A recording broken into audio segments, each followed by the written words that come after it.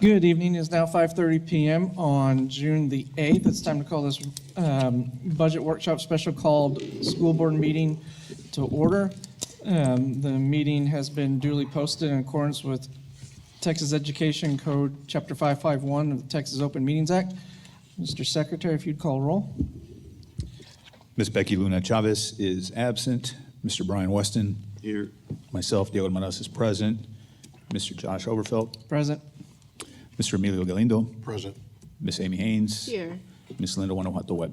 Present. Sir, you have a quorum. Thank you. At this time, we'll start with opening ceremonies. We'll start with the moment of silence and then followed by the Pledge of Allegiance. If you would stand at this time.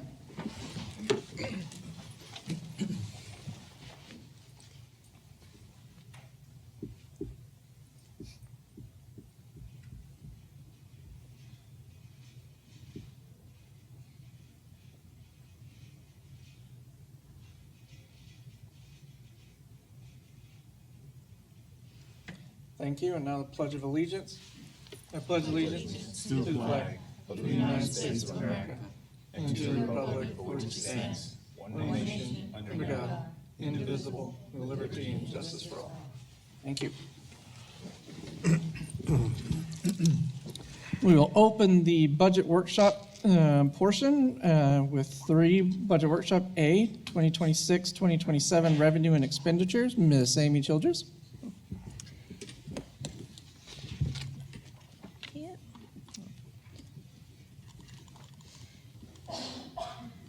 Good evening, President Overfelt, Dr. Rios, and members of the board. First of all, I'd like to thank each of you for meeting with us to go over your individual interactive workbooks. And at this time, I'm going to present kind of we took all of your interactive workbooks, the recommendations that you made, and we put together a consensus of those recommendations. And so at this time, we're going to show you the interactive workbook based on the recommendations that y'all provided. So the first tab is the general pay increase. And again, the three TASB models that were presented were a 2%, a 3%, and a 4% increase. Based on your individual recommendations, for the purpose of this demonstration or interactive workbook, we are selecting the 3% increase, which would be an additional cost to our current budget of $2,611,324. On the personnel tab, the items that we had were an increase to the athletic stipends. At this time, selecting a no for both the 50% and the 100% increase to those. Yes, savings for the curriculum and instruction director. Yes for savings for deleted positions that were on hold due to the middle school redesign and district reorganization. On the reduction of the critical needs assistance, at this time, the selection is no, that we are not going to select those for savings. And then a yes for savings for the math curriculum coordinator, which is moving to a grant position. So for the purpose of personnel, it represents a savings of $680,758. For employee travel, at this time for this interactive workbook, we have selected no for all of those. So at this time, we are not reducing any of these workbooks for the employee travel. So there will be no savings generated from these. For student travel, also at this time for this workbook, we have selected no again, so these student travel for these trips, overnight trips, will not be reduced at this time, so it does not generate any types of savings or additions to the general budget. Under the savings tabs, we have a yes for the reduction of the campus library book funding from $6 per student to $3 per student, so that will generate a savings of $29,538. We are currently selecting a yes to reduce the student drug testing from 550 students to 250 students, so it will be a savings of $47,185. We are also choosing yes to reduce the chief administrator workbook in the area of the strategic planning consulting. So that will generate a savings of $45,000. We are also selecting yes to reduce the gifted and talented workbook funds in the area of the GT testing consultants, which would generate a savings of $22,324. And we're also selecting yes to reduce the curriculum and instruction workbook in the area of the GT refresher training extra duty pay, which will generate a savings of $30,000 for a total savings of $174,047 for personnel, on the savings. On the operations tabs, at this time, we have no of the items selected, so there is no increase nor savings to the general fund at this time based on those selections.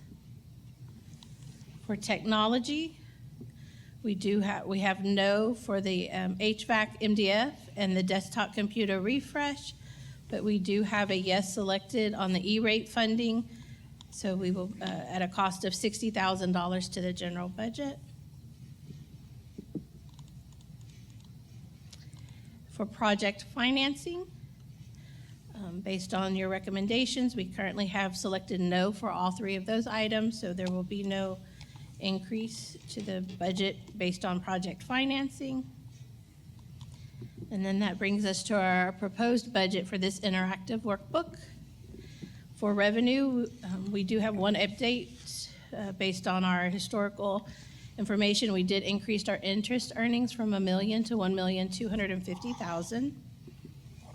So based on this, we have a proposed revenue of $107,720,616.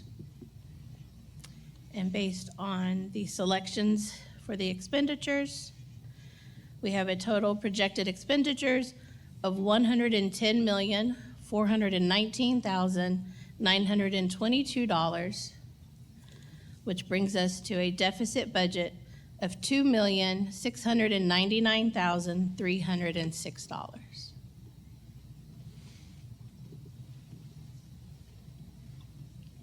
Any questions? Dr. Rios? Ms. Overfelt, members of the board, one of the first questions that is probably on your mind as it was on ours is, how is it that we were at a balanced budget last year, but now we're predicting a deficit budget? The first part is the obvious one, is that we gave the maximum raise we could last year, meaning any raise we give this year was going to add to the deficit because we maxed out on raises last year.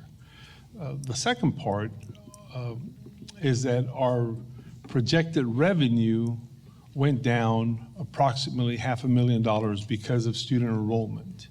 We have decreased student enrollment. Why do we have decreased student enrollment? Well, the first and obvious part is because of the lower birth rates. And I think that there were some articles about how everybody's experiencing that across the state. There were some expenses that are just reflective of the times. I'll have to ask you to refresh my memory, Ms. Childress.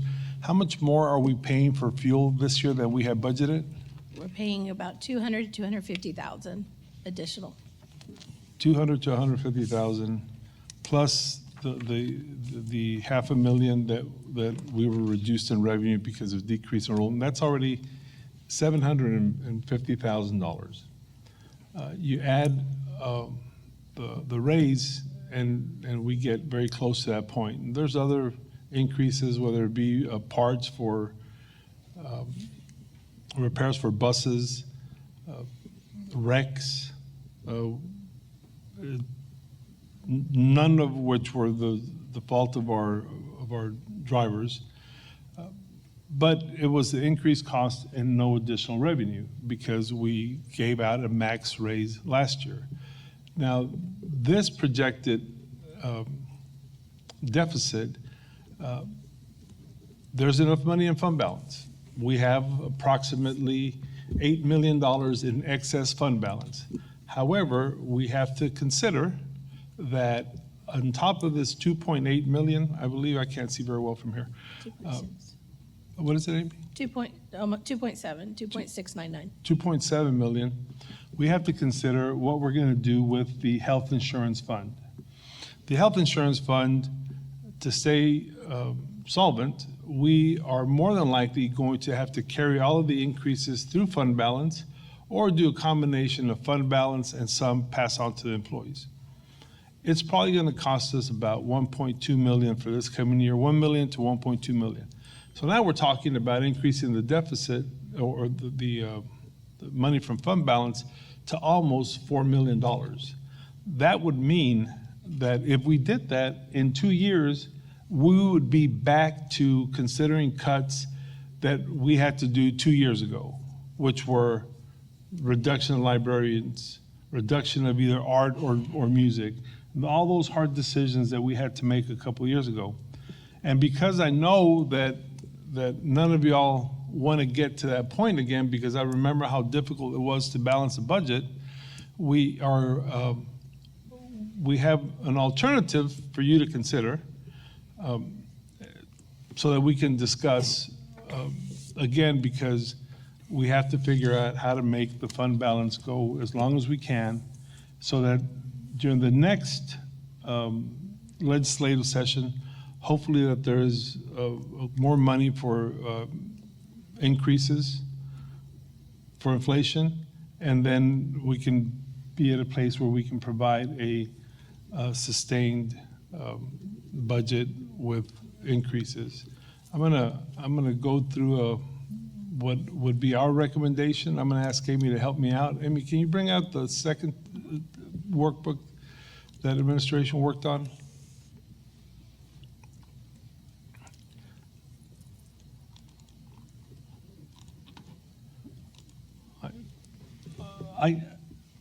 As a superintendent, as a deputy superintendent, we cannot recommend an increase for money that we don't have. However, we would like to recommend an option. Instead of providing a pay increase that we have to sustain year over year over year, I would ask the board to consider giving 2 stipends. One on September 1, a check of $500 across the board, and this is no taxes included. We would cover the taxes on our end. And then another $500 check on January 15th. It wouldn't be quite as much as the cost of a raise, but for the employees, on the average, it would be about the same because they wouldn't be paying taxes on it. We would have paid the taxes upfront on behalf of the employees. So they would get 2 $500 checks. It's still money out of fund balance, but it's not money that we're committing for next year and the year after that. Okay. So we would not recommend a general pay increase. Instead, we would recommend 2 $500 checks to 100% of our employees. And then under personnel, it would stay the same. I don't think there's any changes to it. Is that? The House bill. Oh, I'm sorry. The mandated. Yeah, there are 2 changes. Without a raise, we are required to give certain raises to employees in their first and second year. The 5+, and those that are transitioning from the 2 to 4 and the 5+. That's The right. House It's bill. a House bill requirement, and they funded us for that year. So if we don't give a raise, we're still obligated to give that money. So we have to account for it. But it's about $100,000. And then in terms of the CNAs, rather than go to 40%, an option is to go to 20% reduction on it. Again, there's already 5 vacancies, so shuffling of the other 7 people, we would be committed to finding them a job somewhere in the district, maybe not immediately, but definitely on a priority basis. And it could be in any job that's available. I would even go as far as saying that for some individuals, even if we were going to cut back on custodians to move more contracts to DLP, we would halt that to give people, employees, if they were willing to take those jobs. So we're recommending a 20% reduction there rather than 40%. And I think that's the only change to that one. Is that correct, sir. Ms. Childers? Can I ask a quick question? Yes, ma'am, Is it- go ahead. Just explain to me again about the House bill mandate, just one more time? Go ahead, Ms. Childers. So as part of the legislative session, as part of the House Bill 2, when they increased our basic allotment and they gave us additional funding, they came in and said, it's part of the teacher retention allotment funds that we receive. We get funding for it from the state. And so, but it was a mandated teacher increase they gave those who were, I believe it was the 0 to 2. 1 and 2 years was the 2,500, and then 5 and over was the 5,000. So those that were maybe in between those steps that didn't get the full, between these 2 years, between last year and this year, if they fell within those credit years of service, they have to receive those raises. And so we have about 58 teachers that either they got the 2,500 last year, but now we're moving over to the 5+, so we have to make them whole, the full 5,000. That is a state mandate. So we have about 58 teachers that we have to give the House Bill 2 increase for the teacher allotment, Okay, teacher retain allotment. thank you. Yes, ma'am. Thank you. Let's go to the next.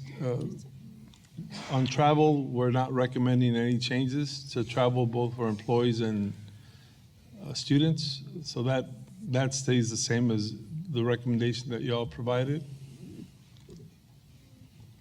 On the savings, that stays the same. We clicked yes on everything, correct, Ms. Childers? Yes, sir. Okay. And on projects, there are a couple of situations that if we don't plan for and move forward, then we're not going to be able to handle them. Garfield Elementary does have some ACs that have to be repaired one at a time. And we had wanted to repair 3 units, but 100,000 would give us enough to repair 1 unit.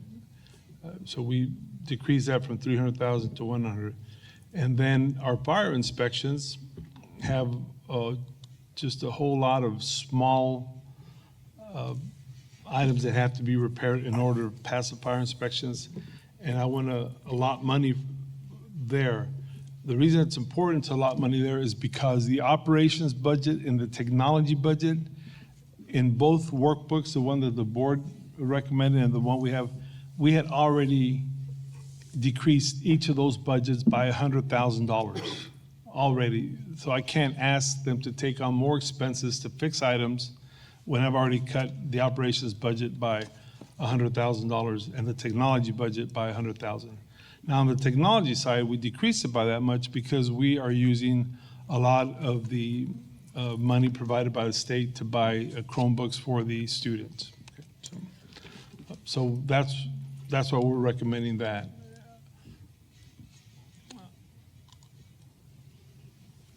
Technology is the next. Technology, I'm removing the E-rate for this coming year. Nothing on the projects. And then that gives us a balanced budget. However, we have to keep in mind that after whatever budget you adopt, we have to come back and make amendments to provide a stipend for the teachers, as I described earlier, $500 check each semester. And then we got to come back and do another amendment later on for whatever money is required to fund the health insurance based on your decisions. Now, I know that it's always difficult to say we're not going to provide a raise, but I have to remind all of us that we gave a significant raise last year, that we're still going to give a stipend this year,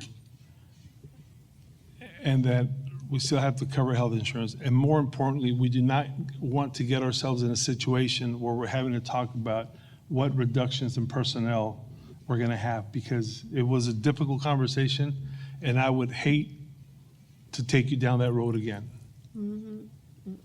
And Mr. President, that's our recommendation.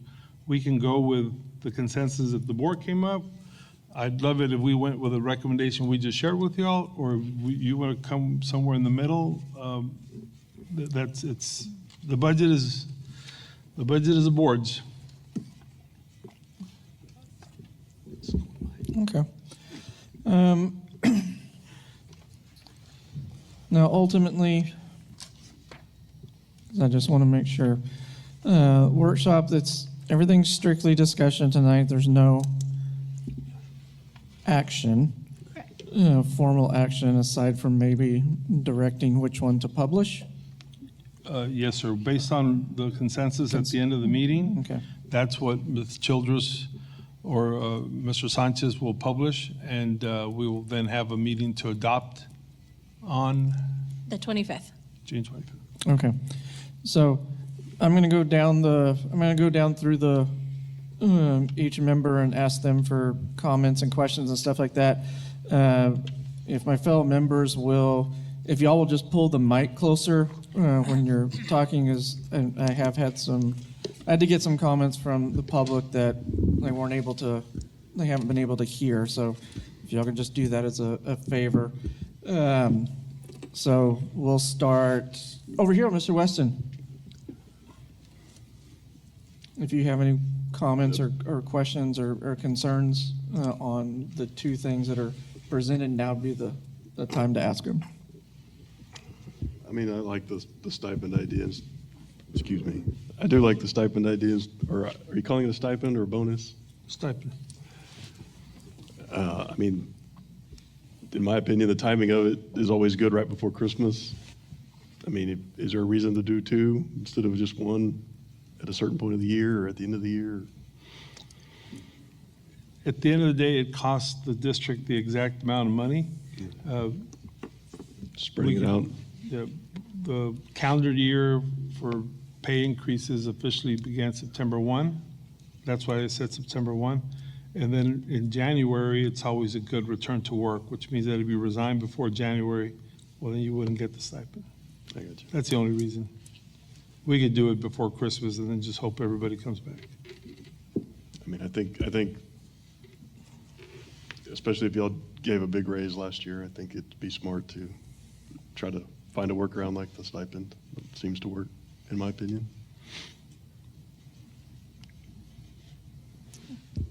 Mr. Almaraz?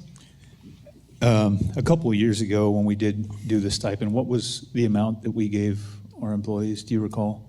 Just Was it 5 or 750? It was around the same. around close to the same? Yes, sir. Okay. And the CNAs, we have 7 vacancies currently, so we'll 5 vacancies. Okay. So we had to find jobs for the other 7. Okay.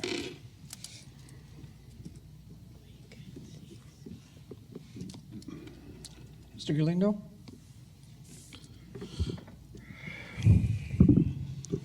It's always a difficult time, and when we're having to talk about having a deficit budget, the one avenue I think we don't want to go down is what we had to experience in 2024, having to reshuffle librarians, art teachers, music, because that affected a majority of all of our students in the elementary level. And then the other hard part to also look at is we're still not done because we're still waiting for insurance to come back. And from what we're looking at, just across the state, when we spoke about it 2 sessions ago, we're maybe at about a 39% increase, when in other areas are at 45%, 49%, and so forth like that. So this is a very tough situation.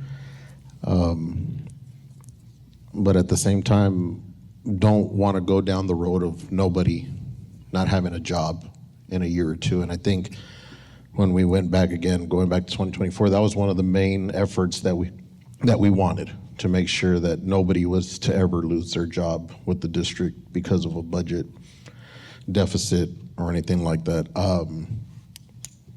As we go along, continue looking at it, we're going to have to decide what's going to be the best solution. But ultimately, we want to make sure to make a decision that also doesn't have strong implications for the negative in 2027 and 2028 as we move forward, as we wait for state funding next year. So, and so for the $500 checks, when we're looking at the amount being totaled, I know it's 500.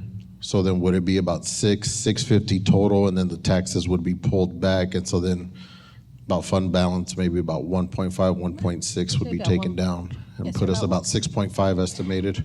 1.5. Okay, and so the other question, I know you included one AC, Dr. Rios. Yes, sir. In the event that other ones were to go down, we would pull from there and hope to be able to make sure we continue cover it in the event of an emergency, because comfort is also another thing for the buildings here, and want to make sure that is not put into jeopardy as well, to make sure all the kids and the staff are comfortable inside their buildings where they sit for 8 to 9 hours a day. So I'm just going to have to continue looking. Yes, sir. I do agree with Mr. Galindo on not going back down that road of having to move or put people on hold, and I'm not for anybody, losing their job as well. I wrote down 5 vacancies. Is that correct? Did I write that right? For the CNAs? For CNAs? Yes, I believe so, yes. Okay, so you have 5 vacancies so. now, and then you'll fill those, correct? Or no? Explain it to me one more time.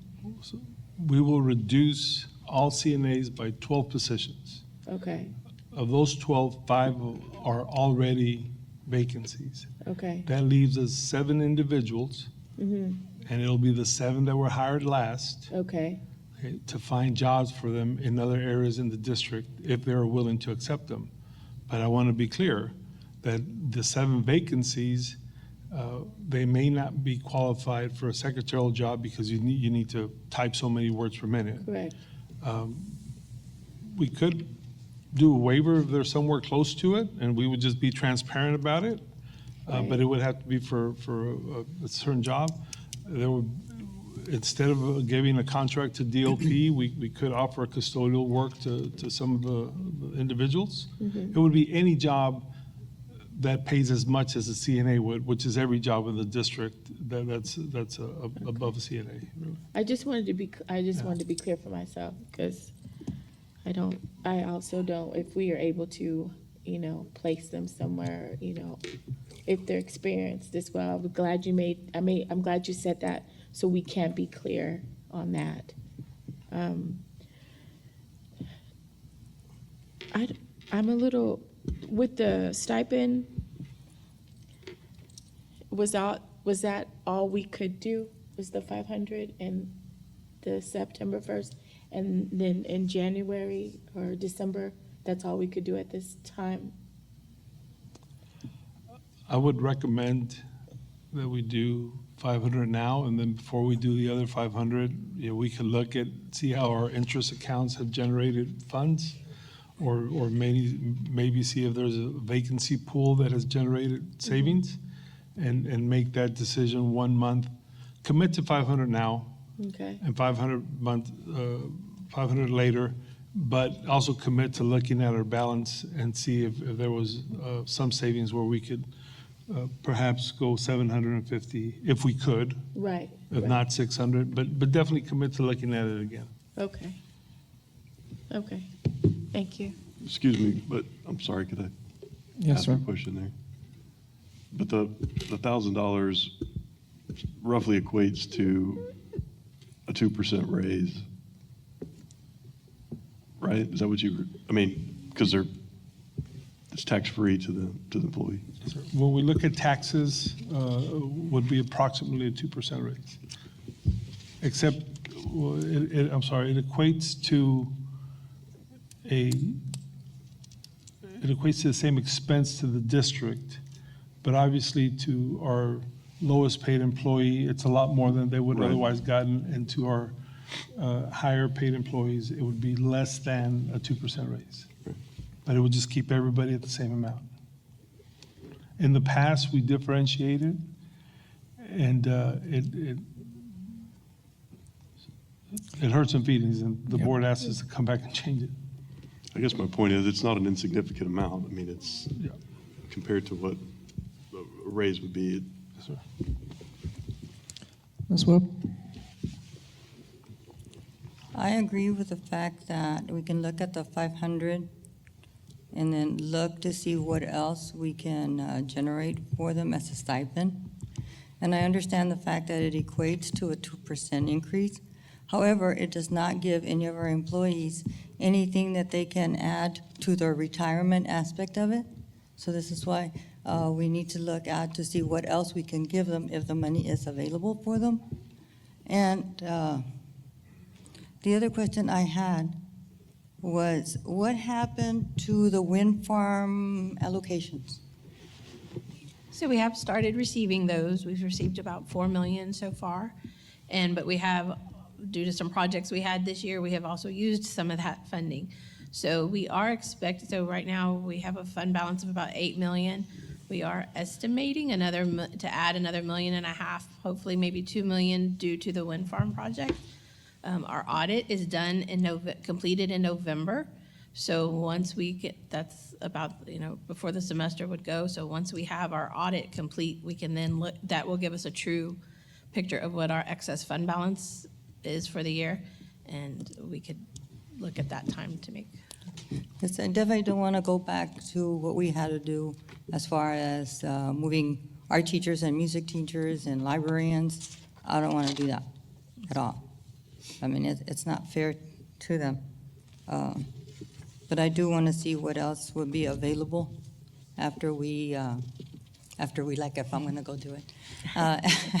After Ms. Amy does her mathematical calculations on the wind farm allocations, et cetera. Yes, sir. So, Okay. You have a follow-up, Dr. Rios, before I? Well, I know, Mr. Overfelt, that you're going to make some comments.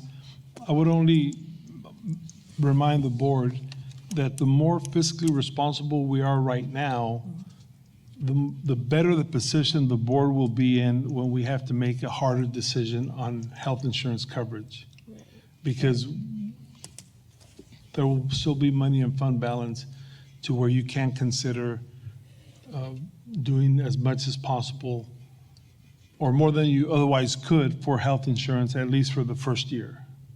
So it's because we know other expenses are coming, I would just encourage the board to be mindful of that. thank you, sir. So when we look at what's, as a history lesson or a politics lesson, when we look at what's going on around the state of Texas right now, even though last year we saw the passage of the particular House bill that was supposed to dump X amount of billions of dollars into public education, the interim committee on education last week met, and there's evidence that shows that all of that $8 or so billion never actually showed up. So it's not just us in this district facing it, it's districts across the entire state of Texas that are having to deal with declining enrollment, the voucher program, not going to call it the other thing, but it is a voucher program that's taking money from public ed. And we also have to be cognizant, and I want our employees to be cognizant of the fact that when we're looking at either trying to balance or we're looking at a $2.7 million deficit, while any deficit's bad, we're in a much better position than a lot of districts around the state.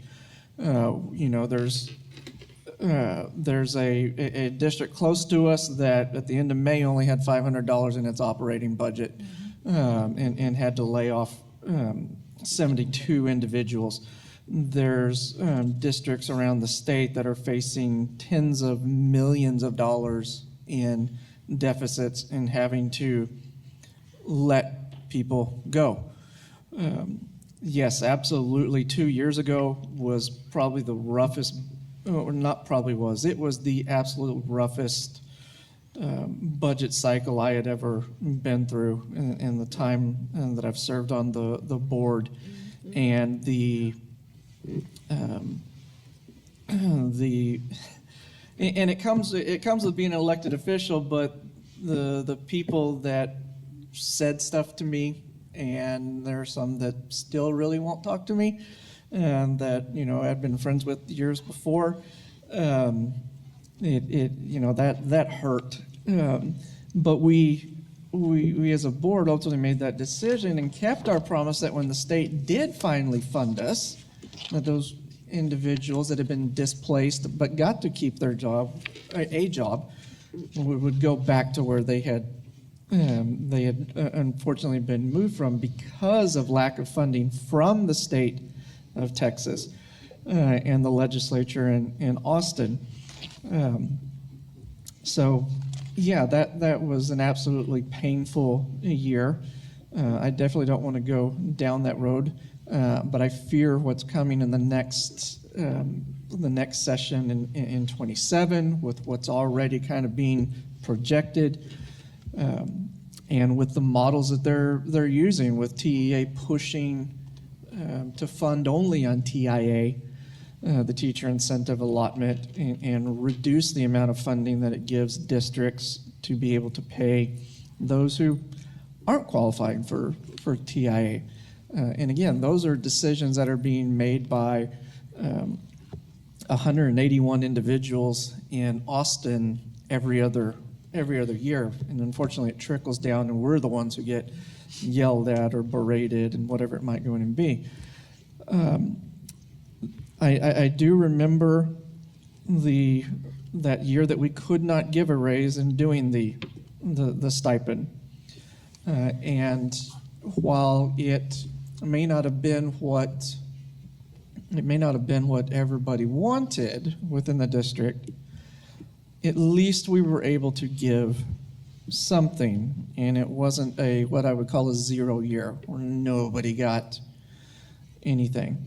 And if we're at that point again, because again, we gave the maximum last year because the money was there, and the state, for the most part, made us somewhat whole on it, so we were able to do that. It is unfortunately something that we're going to have to seriously consider. I know administration would like to do 500. In a more ideal setting, I wish it was 750 and 750, but I understand the finances of it because we also have to anticipate what insurance is going to do, what we're going to have to put into the insurance. And I know the comment was made several sessions ago of, we'd jump for joy if it was only a 10% increase and it came back at 39. And I know we're still waiting on the others. And I think there would be jumping for joy if any of the others come back under 39%. But when we hear of other districts where it's going up 40 plus, 60 something percent, it's not. I know the county the county just had to approve that its rates were all going up because it paid out more in claims than it did in what it took in, and we're basically there as well. And guess what I want individuals to understand who may watch this later is the board's committed to giving at least something this year, whether it is a stipend, and then also not having to lay off individuals. That's collectively what I hear from the other 5 of us up here, and I'm sure Ms. Chavez would speak the same. Just like we had to do 2 years ago in going in, and it's going to be it'll be a rough year, but if the state goes in and does what it should do constitutionally, which is fully fund public education, then we'll be able to do more. But yes, we don't want to be in 2 years where we do have to let people go. because that is a horrible feeling. We became close to it 2 years ago, and we're able to not let it happen. So I think for the most part we're committed to, if it's the zero-based one that we publish, that we look at as a 500 as we get a couple months into it. And like you said, as we get closer to the new year and our interest statements come back, or if there are vacancies that have pooled money, if we're able to increase, that would be a good thing to go in and do, to show our employees that we're going to do everything that we can to ensure that you're getting something and not nothing, and we're not having to lay people off. I know that was a long roundabout way of going in and saying that, but I think, again, people need to understand that it's decisions that are made in Austin that ultimately affect what we have to do, and unfortunately, we're the ones that bear the brunt of it. So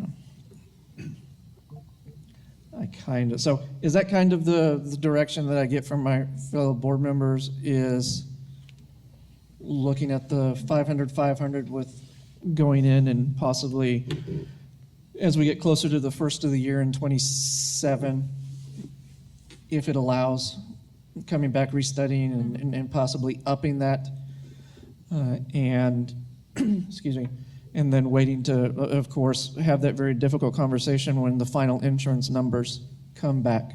And again, as Dr. Rios said, a little more fiscal responsibility right now leads to a little bit less stressful decisions here in a couple months when we have to look at insurance rates. So is that kind of the consensus of?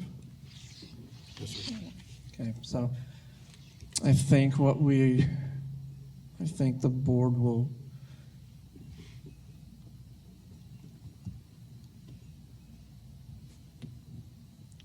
go with the zero-based publication, or the zero-based one as presented for publication, with those hopes and caveats in there, as opposed to a $2.7 million deficit budget to be published.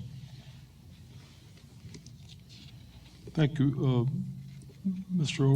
Board President Overfelt. And again, I want to share with the trustees and with anybody watching, this budget is after we did significant reductions to the budget. For example, aside from reducing the technology budget and the operations budget, there's also money that we would give the campuses discretion to do incentives, whether they be for teachers or for students, and even that was reduced by $100,000. It's just a difficult year for those reasons that I mentioned earlier, but this guarantees that we don't have to cut programs, that we still, that you're still able to compensate employees something, and it puts us in better position to tackle the insurance in the next couple of months. Thank you, Mr. Overfelt. Thank you. So that'll be sent out to wherever it has to be Yes, sir. published, correct? Yes, sir. It'll be, we will publish the public hearing notice in the newspaper this weekend, and we will post the proposed budget on our website by the end of the week. And the final proposed hearing will be the 25th? The 25th will be the public hearing to adopt the budget. Yes, sir. Okay. And that is I believe it's a Thursday. what is that? I believe it's a Thursday. Is it a Monday or I believe it's a Thursday. a Thursday? Is it? I don't have It's a Thursday. The 25th? 25th? 3 Thursdays from now. Thursday? Okay. Okay. All right. Thank you. So that'll adjourn the budget workshop. I don't have anyone tonight for public comments, okay. Nothing in 5 through, 22. We have no personnel recommendations. we have no personnel? Okay, so there will not be closed session tonight because there are no recommendations being brought forth tonight. Are there any other items to be brought before the board for the good of the district? No, is there a motion to adjourn? Mr. Galindo, seconded by Ms. Haynes, all in favor? Motion carries unanimously, adjourned at 6:15 PM. Thank you. Thank you.